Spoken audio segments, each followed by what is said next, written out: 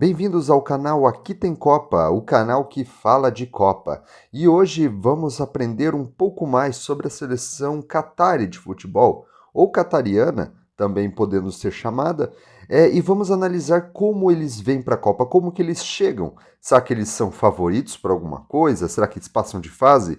Isso nós vamos descobrir neste vídeo. O Catar é um pequeno país situado na Península Arábica, com uma população de aproximadamente 2 milhões de pessoas. Considerando o tamanho do país, a gente pode falar que é um país até densamente populoso. Se tornou muito rico nos últimos anos por conta da forte exploração de petróleo da região. Ali na Península Arábica a gente conhece, os países são muito ricos, né? Tem muito dinheiro muito por conta do petróleo. E por isso o Catar teve recursos suficientes para conseguir sediar uma Copa do Mundo. E antes da gente falar um pouco mais sobre a seleção, vamos analisar um pouco sobre o histórico deles nas Copas do Mundo. A gente vai assistir aqui um vídeo sobre todas as Copas do Mundo que o Catar participou.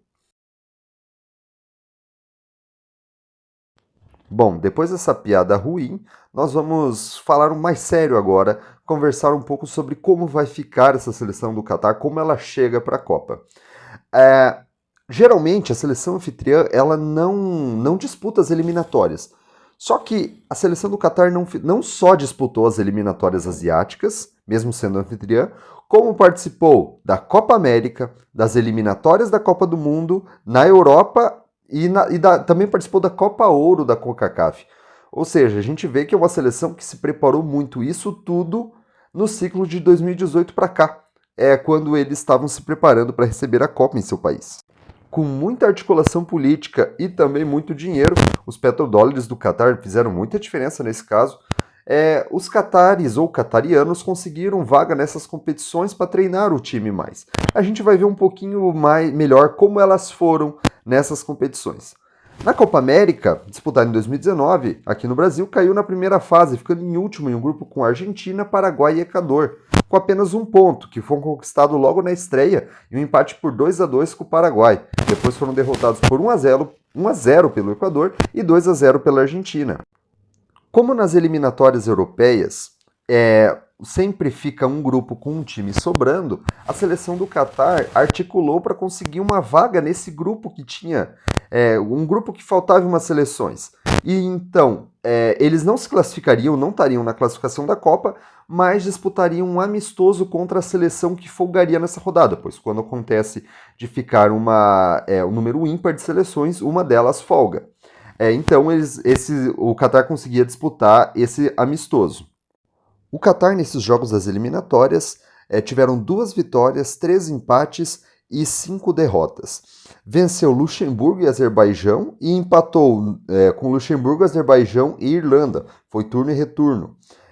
Mas teve derrotas também acachapantes, como 4-0 contra a Sérvia, e Irlanda perdeu por 4-0 contra a Sérvia e Irlanda e 3-0 para Portugal. Já na Copa Ouro, uma competição com um nível mais fraco, eles conseguiram chegar com 100% de aproveitamento até as semifinais, mas foram derrotados para os Estados Unidos por 1-0. Foi uma campanha muito boa que o time do Catar fez, prometeu mesmo, fez uma boa campanha, só que a gente sabe que a competição era um pouco mais fraca. Mas agora, a glória para a seleção do Catar veio mesmo em seu próprio continente. O Catar venceu de forma surpreendente a Copa da Ásia de 2019 com 100% de aproveitamento, incluindo vitórias nas quartas de finais contra as fortes seleções da Coreia do Sul e na final contra o Japão, vencendo por 3-1. Este gol japonês na final foi o único que os catares sofreram durante aquela Copa toda. Ainda conseguiram ficar em terceiro lugar na Copa Árabe, perdendo para a Argélia nas semifinais e vencendo nos pênaltis o Egito, conquistando ali o terceiro lugar. Mesmo sendo a anfitriã, eles ainda disputaram em seu próprio continente as eliminatórias asiáticas, tendo uma boa campanha também. Então o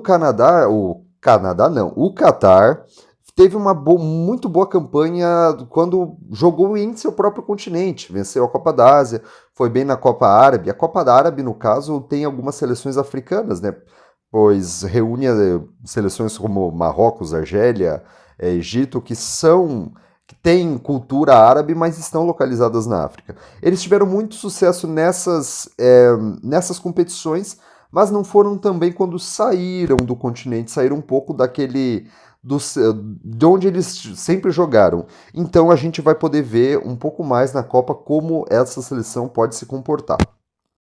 Nós podemos nos perguntar como que uma seleção como o Catar, que não tem tradição, não tinha tradição nenhuma em seu continente, em pouquíssimo tempo se tornou uma força, é, é tudo explicado por um centro de treinamento implantado em 2004 chamado Aspire Academy.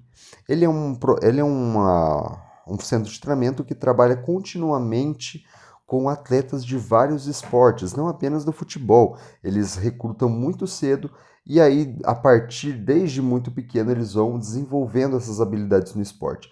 Não apenas jovens atletas, mas também profissionais também fazem treinamentos e fazem algum desenvolvimento diferente. Nós temos vários exemplos de atletas do mundo inteiro que fizeram uma visita ou um treino neste lugar e realmente se encantaram. Um destes exemplos é brasileiro. É o Meia Wagner, ex-Vasco, Cruzeiro e Fluminense, bem conhecido aqui mesmo.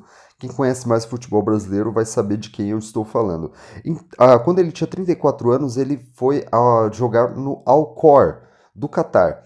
E ele tinha muito contato com esse local, porque alguns times catares treinam lá. E quando ele viu em 2019 a festa do povo catarí sendo os campeões da Copa da Ásia, ele deu uma explicação sobre o porquê que essa seleção teve um desenvolvimento tão forte.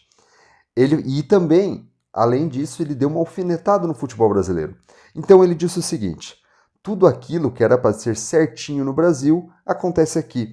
Eles estão colhendo frutos da seleção com treinador espanhol, comissão espanhola, a forma de jogar espanhola, com posse de bola, pressão na saída de bola e construção sem afobação e sem erros. Então, na primeira fase, ele já mostrou pra gente que o técnico espanhol, Félix Sanches, implementa uma metodologia específica e contínua no time. Isso ajuda muito, pois desde a base eles já trabalham dessa. Essa estrutura ela é elogiada por todos que treinam lá, desde jogadores estrangeiros que jogaram no Catar e atletas de outras modalidades que vêm fazer alguns treinos recorrentes por ali. O Catar usou muito bem o dinheiro para formar uma boa seleção. Agora a gente tem que ver se vai dar resultado na Copa. Isso já é outra coisa. Agora vamos analisar o elenco dessa seleção do Catar. Vamos ver quem são os jogadores que vão colocar todo esse projeto em prática. Vocês vão perceber um negócio. A maioria dos jogadores jogam no Al-Sadd, pelo menos no time titular. Eu vou falar aqui dos jogadores titulares que vão aparecer mais na Copa. No gol nós temos Saad Al-Sheb, goleiro do Al-Sadd. Em curiosidade, tem o mesmo nome, né? Ele é um goleiro de 32 anos e é o provável titular do rodízio que o treinador Félix Sanches faz com os goleiros. São goleiros de nível muito parecido, mas o Al-Sheb ele é o mais experiente e provável da Copa. Na zaga, a gente tem Boualem Kouki, argelino naturalizado que joga no Al-Sadd, e Tarek Salman, também do Al-Sadd.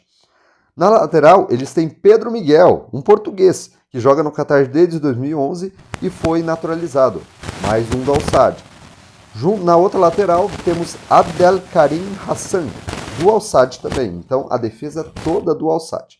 Vamos ao meio-campo. Aqui a gente consegue sair do Al-Sadd.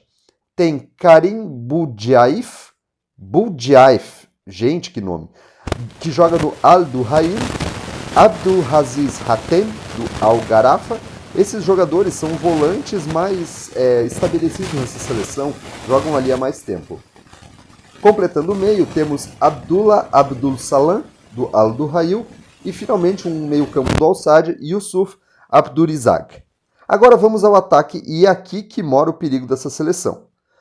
Você tem Akram Afif e Hassan Al-Aidos, ambos do Al-Sadd, jogadores mais experientes na seleção. E agora vamos falar do craque dessa seleção. Ele é um sudanês, se chama Al-Moez Ali, que joga no Al-Duhail, finalmente um que não joga no Al-Sadd. O craque não joga no Al-Sadd. Ele é como eu falei, um sudanês que se criou no Catar e vem desde pequeno, desde muito pequeno, frequentando o centro de treinamento da Aspire, rendendo frutos muito cedo. Al-Muesali, o craque do time, tem apenas 25 anos, então talvez não jogue, pode jogar bem essa Copa e ainda pode jogar outra, ainda quem sabe mais uma, dependendo de como vai a seleção Qatari. Bom, agora eu vou dar um olhar mais de opinião aqui. O que eu acho, qual a minha expectativa para o Qatar? Eu creio que eles vão dar muito trabalho para Holanda e Senegal, mas não vejo passando de fase. Não acredito que eles tenham muitas forças para passar de fase. Mesmo se fizerem uma grande Copa com bons jogos, eu ainda tenho dificuldade de ver o Qatar pelo menos nas oitavas de final. Eu acho que ele consegue vencer um jogo aqui, consegue um empate ali, não, seja lá qual for o adversário, mas eu tenho muita dificuldade de ver esse time avançando. Eu acho que pode sim ser uma surpresa. A gente lembra da Copa da Costa Rica em 2014, que passou em um grupo que tinha Inglaterra e Itália que estavam mal nas pernas. Sempre tem seleções grandes que estão mal das pernas, mas eu realmente, o racional é a gente não pensar no Canadá na próxima fase. Bom, por mais limitado que esse time seja, não falando mal, é um time realmente que tem poucos recursos técnicos. A gente tem ótimos exemplos no mundo de que futebol e organização andam juntas. A Espanha, por exemplo, a Espanha sempre criou grandes craques, mas conseguiu sucesso quando apenas se organizou, criou um estilo de jogo e desenvolveu. O Qatar está fazendo semelhante, mesmo tendo um material humano mais limitado, é uma seleção que pode sim surpreender. Não seria nenhuma surpresa se eles fossem uma surpresa.